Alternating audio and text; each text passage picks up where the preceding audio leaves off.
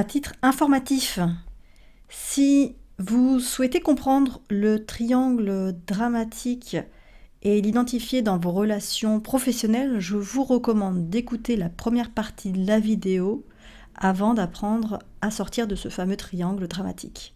Bonne écoute. Alors comment sortir de ce triangle? C'est quoi les stratégies de sortie du triangle?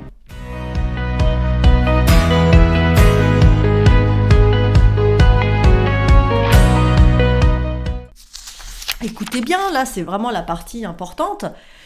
Comme je vous le répète depuis le début, la première étape pour sortir du triangle, c'est vraiment de prendre conscience. C'est reconnaître ces schémas comportementaux habituels. Sans prise de conscience, il n'y a pas de transformation ou d'évolution possible.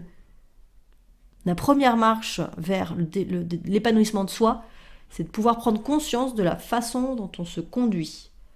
Que ça fasse mal, ça c'est normal. Que vous vous rendiez compte que vous avez tendance à être bourreau, eh bien, vous allez peut-être vous sentir honteux, être déçu, vous sentir coupable, comme on l'a dit précédemment, mais ne le soyez pas, parce que nous ne sommes pas là pour nous juger, nous sommes là pour prendre conscience de nos comportements. La pire chose, ce serait de constater et de ne rien faire. Et là, oui, on pourrait se juger. Mais à l'étape où nous sommes là pour vraiment être doux avec soi et se rendre compte qu'on joue un rôle. Et tant mieux si vous tombez sur cette information qui vous aide à vous développer. C'est le but. On va travailler aussi l'intelligence émotionnelle pour sortir du triangle. C'est que vous allez vous développer. C'est que vous allez développer votre capacité à identifier et à gérer vos émotions. Plutôt que de vous laisser dépasser par la frustration qui va vous faire devenir bourreau contre vous, c'est vos émotions à ce moment-là qui vous dominent, plutôt que vous qui dominez vos émotions. Donc c'est un travail à faire que d'apprendre à gérer ses propres émotions pour éviter de tomber dans un rôle qui ne nous convient pas. En tant que victime, ça peut être le sentiment d'abandon, de rejet, ça peut être l'émotion de peur ou aussi de tristesse qui nous submerge et qui nous empêche de prendre nos responsabilités, de nous relever, d'être proactifs, etc. Donc là, il y a vraiment un vrai travail de développement personnel à réaliser. Et encore une fois, peut-être que seul, ce sera plus compliqué pour vous, mais il y a des solutions. C'est ça qui est chouette. Troisième point, adopter une communication authentique. Et là, je vous invite à aller voir ma vidéo sur la communication non violente et l'objectif, c'est que j'en fasse d'autres, tellement c'est puissant cet outil. Mais en tout cas, apprenez à exprimer vos besoins sans vous accuser, sans victimiser personne.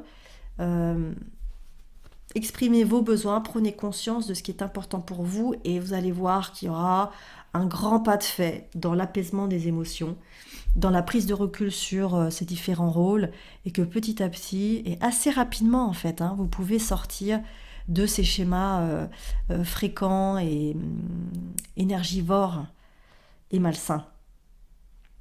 Et puis, quatrième proposition, c'est la responsabilisation.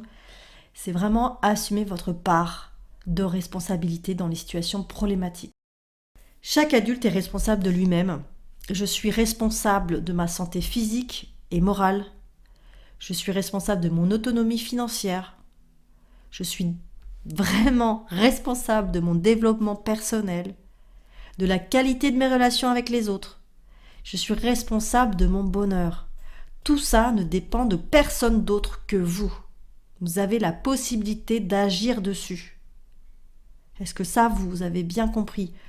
Tous ces 5 points-là, qui englobent tellement de choses, c'est de votre responsabilité. Et plus vous serez à mettre la responsabilité sur les autres, moins vous arriverez à vous épanouir. Ça fait peur de prendre ses responsabilités. Il y a notre ego qui nous crie « mais non, c'est pas de ma faute, c'est que j'ai eu une enfance compliquée, c'est pour ça que je suis comme ça aujourd'hui. » Ok, vous êtes allé voir un psychologue pour justement guérir ces anciennes blessures de l'enfance. Bien sûr que c'est à prendre en considération, mais aujourd'hui, on cherche à se sentir mieux dès maintenant et dans le futur, et de construire un futur qui nous corresponde davantage. Donc ne passez pas à côté de votre responsabilisation, parce que ça, c'est vraiment la clé. Si chacun sortait de son rôle, on arriverait en fait à transférer le triangle et chacun des rôles vers une autre posture. Si vous vous positionnez d'habitude comme victime, eh bien la victime, elle doit aller vers l'assertivité. L'assertivité, c'est ma capacité à m'affirmer, à exprimer mes besoins et mes émotions de manière calme et posée. C'est ma capacité à communiquer clairement ce dont j'ai besoin.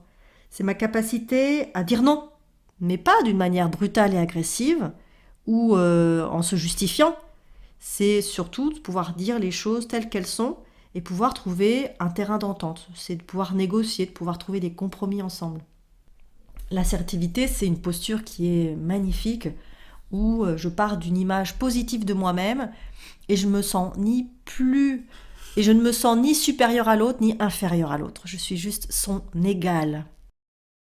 Le sauveur, pour sa part, doit aller en direction d'une posture de coach. Le coach n'aide pas à tout prix, il ne se fatigue pas à la tâche, il ne cherche pas à résoudre le problème à la place de l'autre. Le coach, il va responsabiliser la personne qu'il souhaite accompagner. Il accompagne mais sans créer de dépendance. Et ça fait vraiment toute la différence. Chacun se responsabilise.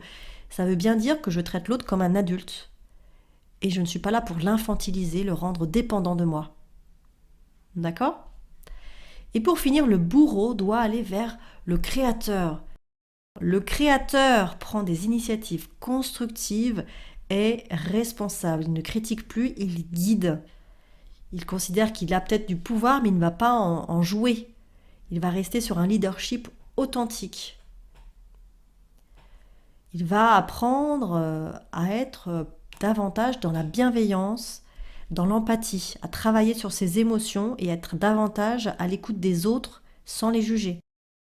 Le bourreau, pour aller vers le créateur, vers cette posture de créateur, c'est vraiment de travailler son écoute active, qui est sans jugement, qui est dans l'accueil, qui essaye de comprendre comment l'autre fonctionne, et qui va aussi travailler l'image de soi, l'amour de soi, la confiance en soi, parce qu'il en a besoin aussi.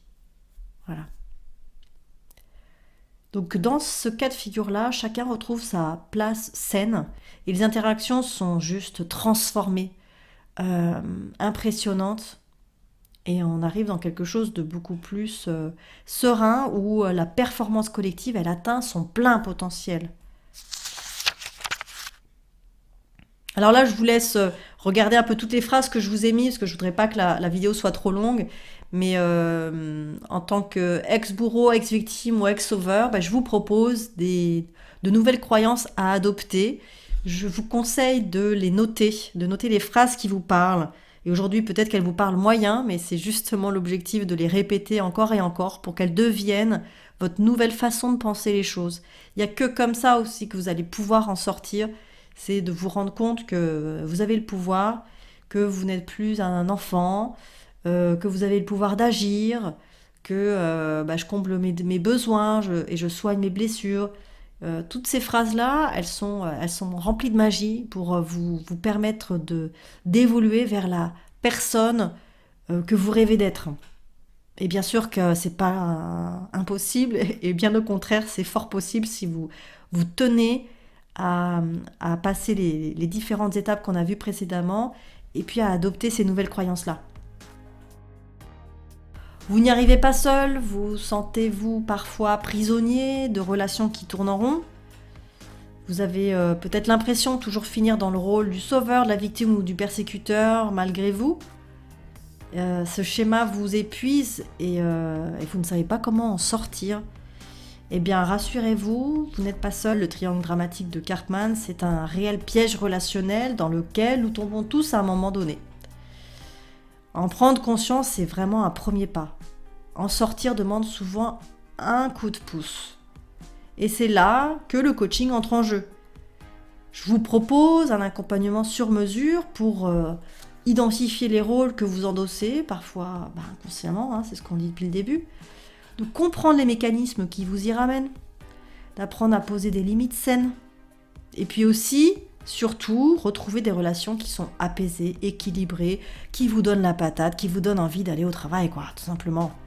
Donc parfois, il suffit juste d'un regard extérieur, bienveillant, structurant, dans le non-jugement, pour changer les choses vraiment en profondeur et que vous sortiez quasi définitivement de ce triangle-là. Je dis quasi parce que il n'empêcherait pas que dans 10 ans, vous retombiez peut-être dans une situation où vous retrouveriez dans ce triangle-là, mais vous aurez grandi depuis, donc les choses seront plus faciles pour vous.